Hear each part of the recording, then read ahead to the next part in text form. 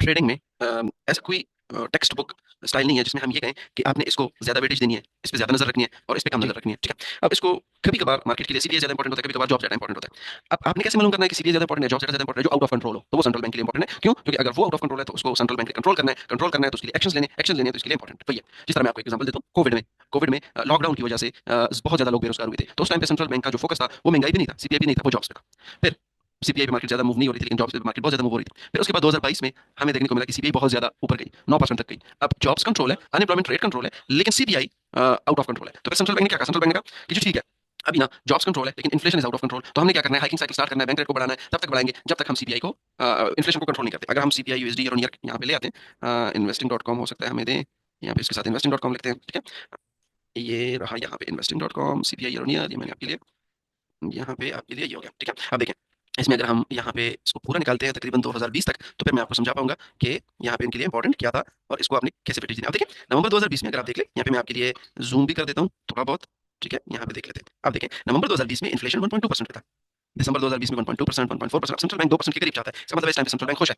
क्यों? क्योंकि inflation is already control. तो लेकिन अगर इसी या अगर आप आते हैं उस पे, जब बिल्कुल कोविड का पीक था, जून जुलाई अगस्त, तो देखिए इन्फ्लेशन 0.1%, 0.6%, 1%, 1.3%। लेकिन अगर इसी टाइम अराउंड आप अनएम्प्लॉयमेंट रेट निकालते हैं, ठीक है, यहाँ पे हम आते हैं, अनएम्प्लॉयमेंट रेट निकालते हैं 2020 का, नीचे आते हैं 2023, फिर 2022, फिर 2022, फिर 2021, फिर हमारे पास 2021, 2020। अब देखिए, जून में 13% तक अनएम्प्लॉयमेंट रेट गया था, अभी 4% पे है। इमेजिन करें, अभी 4% पे है और उस वक्त 13% था, यानी डबल नहीं ट्रिपल था।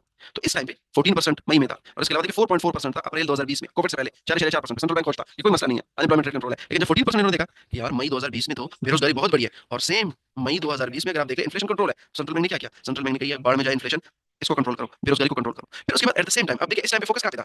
उस पे, अनएम्प्लॉयमेंट रेट पे, कि अनएम्प्लॉयमेंट रेट ज्यादा था। फिर उसके बाद अगर हम 2022 में आते हैं, तो 2022 की अप्रैल फर्स्ट में 3.6% था। देखो, 13% से बेरोजगारी कम होकर 3.6% पे आ गई है। अब सेंट्रल बैंक बड़ा खुश है यार कि बेरोजगारी कम कर लिया। लेकिन अगर इसी अप्रैल 2022 में आप सीपीआई निकाले, ठीक है, अप्रैल मई 2022, अप्रैल 2022 8.5% था।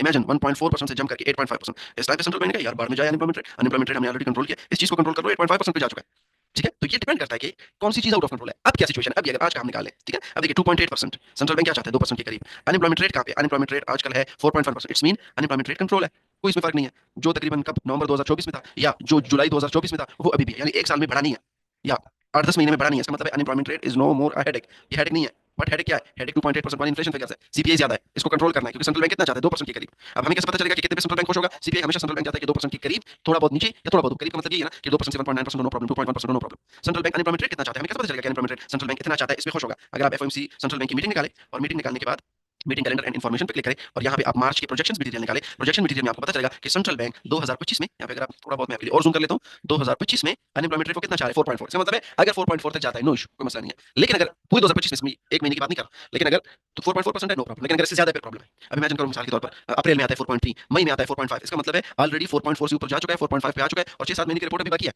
क्योंकि जून के बाद भी 6 महीने तो बाकी है ना, उस 6 महीने में भी अगर ये ज्यादा होगा तो फिर क्या होगा? फिर सेंट्रल बैंक सोचेगा कि अनएम्प्लॉयमेंट रेट मैंने कहा 4.4, पूरे 2025 के एंड तक 4.4 ही रहेगा, इससे ज्यादा नहीं होगा। लेकिन ये तो जून में 4.7 या 4.6 तक स्पाइक कर गया है, अभी 6 महीने मेरे साथ बाकी है, इसके बाद क्या होगा? ठीक है, तो इसमें ये है कि कोई प्री प्लान फॉर्मूला नहीं है। ट्रेडिंग में सबसे जो बड़ा मसला है हमारे पास, आप यूट्यूब में जाए, गूगल में जाए, फेसबुक में जाए, टिकटॉक में जाए, वो आपको कहते हैं कि इसको आपने ज्यादा इंपॉर्टेंस देनी है, इसको आपने कम इंपॉर्टेंस देनी है। ठीक है, वो बिल्कुल ठीक है, जिस जिस तरह हमने सीपीआई को ज्यादा इंपॉर्टेंस देनी है, एनएफपी को ज्यादा इंपॉर्टेंस देनी है। लेकिन आपका क्वेश्चन सीपीआई और एनएफपी में से किसको इंपॉर्टेंस देनी है, तो वो फिर ये डिपेंड करता है कि कौन सी चीज आउट ऑफ कंट्रोल है। ज्यादातर लोग कहते हैं कि स्ट्रेटजी, मैं स्ट्रेटजी के खिलाफ हूं। क्यों? स्ट्रेटजी सेट ऑफ रूल्स होते हैं, एक स्पेसिफिक रूल्स होते हैं, और स्पेसिफिक रूल्स मार्केट में चलते हैं। फॉर एग्जांपल मैं आपको मिसाल समझाता हूँ उस्मान भाई, आप गाड़ी चलाते हैं, क्या आप घर से पहले अपने पेज पे लिखते हैं कि मैंने गुलबर्ग में इस ब्रेकर के लिए रुकना है, यहाँ पे मैंने यूटर्न मारना है, यहाँ पे मैं यहाँ से लेके यहाँ तक मैं 40 स्पीड पे जाऊंगा, यहाँ से लेके यहाँ तक मैं 20 स्पीड पे जाऊंगा, यहाँ से लेके यहाँ तक मैं 100 स्पीड में जाऊंगा, यहाँ से लेके मैं 140 स्पीड तक जाऊंगा। एक जनरल रूल्स आपके जहन में होता है, लेकिन आप एक्सपेक्ट करेंगे कि अगर ब्रेकर आ रहा है, अनएक्सपेक्टेड है आपके लिए, उसके लिए आप रोकते हैं। फास्ट ट्रैक है, तेज स्पीड वाली जगह है, लेकिन उसमें आप स्लो जा रहे हैं क्योंकि रश है। स्लो एक बाजार है, लेकिन वो बाजार बंद है, उसमें आप तेज जा रहे हैं, आपको पता है कि कोई भी चीज नहीं है। हाँ, आपको ये आना चाहिए कि ब्रेक क्या काम करता है, क्लच क्या काम करता है, एक्सीलरेटर क्या काम करता है, स्टीयरिंग व्हील क्या काम करता है। बाकी कोई सेट ऑफ रूल्स आप फाइंड नहीं करते, गाड़ी में बैठ जाते हैं, सिचुएशन को देख के आप इंपॉर्टेंस देते हैं। कभी आप ब्रेक को इंपॉर्टेंस देते हैं, कभी आप एक्सीलरेटर को इंपॉर्टेंस देते हैं, कभी आप साइड मिरर को इंपॉर्टेंस देते हैं, सारी चीजों को छोड़ के साइड मिरर की तरफ देख लेते हैं। कभी कभार आप रियर व्यू जो मिरर है उसकी तरफ आप देख लेते हैं। ठीक है, कभी कभार आप स्टीयरिंग व्हील को ज्यादा इंपॉर्टेंस देते हैं। तो ये डिपेंड करता है। इसी तरह मार्केट में भी है, मार्केट में भी कभी कोई चीज को आपने इंपॉर्टेंस देनी है, कभी किसी चीज को आपने इंपॉर्टेंस देनी है। कभी कभार सर्विस सेक्टर मार्केट की फोकस में होगा, कभी कभार सीपीआई मार्केट की फोकस में होगा, कभी कभार पीएमआई मार्केट की फोकस